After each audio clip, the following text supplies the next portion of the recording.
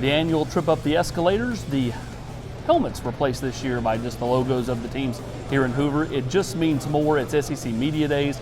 Josh Heupel and his team, including Bayless Jones, Alante Taylor, all on display today, answering questions, talking about the kickoff of the 2021 season as fall camp is just 2 weeks away. Alongside Brent Hubbs, I'm Austin Price here in Hoover. You hear from Josh Heupel. We've heard from him in the local media session. We also heard from him at the big podium. What were your overall takeaways? Well, I think he was trying to convey a message, and I think the message he continues to try to convey is about how the last 5.5 months have been about a lot more than just football. It's been about connections, this team bonding.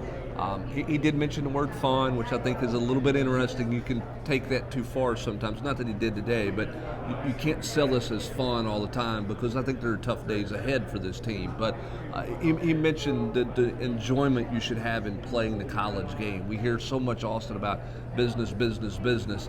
He talked a lot about having fun and the brotherhood and the bond, and you heard that from Bayless Jones and Alante Taylor as well. So I think that was the biggest takeaway, was that at Tennessee it's not just a business. It's about creating an atmosphere and creating a lifetime of fellowship, brotherhood, and memories that you take away from your time playing there.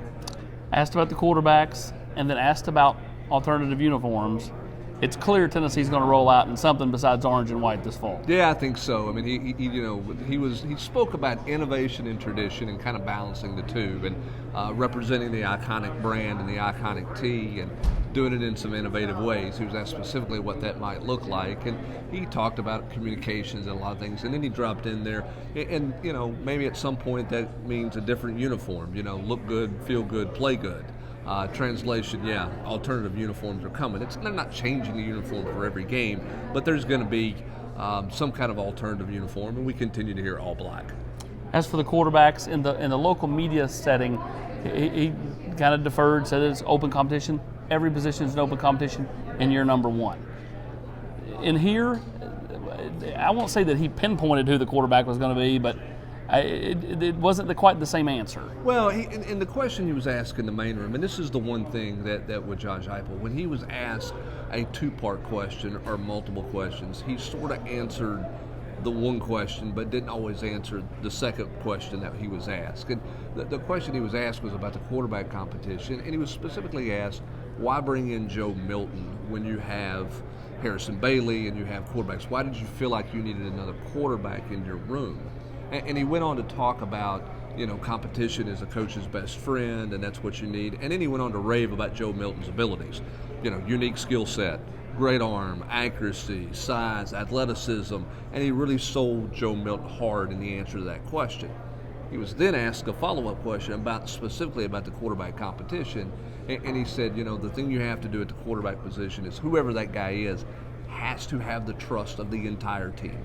And you earn that trust on the practice field. And he said, as how you perform in practice, you will earn more reps or you will lose reps, when asked specifically about narrowing it down. So it was kind of a combination of two different questions, but the Joe Milton stuff came out of a question about why did you add him, and he just spoke pretty highly about Joe Milton's skills. He didn't have known him the starter. Some will take away from that Joe Milton's got the leg up because that's the one quarterback he spoke about today. And that was just a specific question about Milton that he was asked. As for the vaccination numbers, I asked Coach Heupel specifically. He said Tennessee's not one of those 6 teams that Greg Sankey spoke about yesterday that have 80% vaccination rates. He says they're just below that. He would not give a specific number.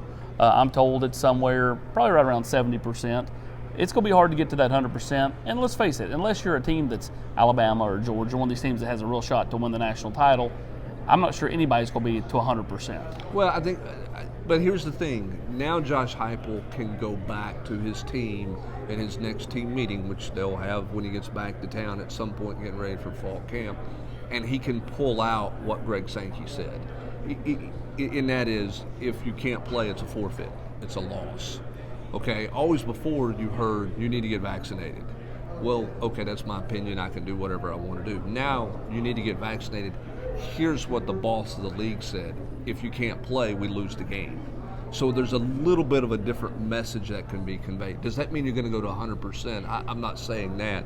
Does it might Could it mean that more players are willing to do that, more parents are willing to do that because you might forfeit a game? Maybe. We'll see. I think a lot of people around here are hoping those numbers go up because of the stern message from Commissioner Sankey that was delivered on Monday.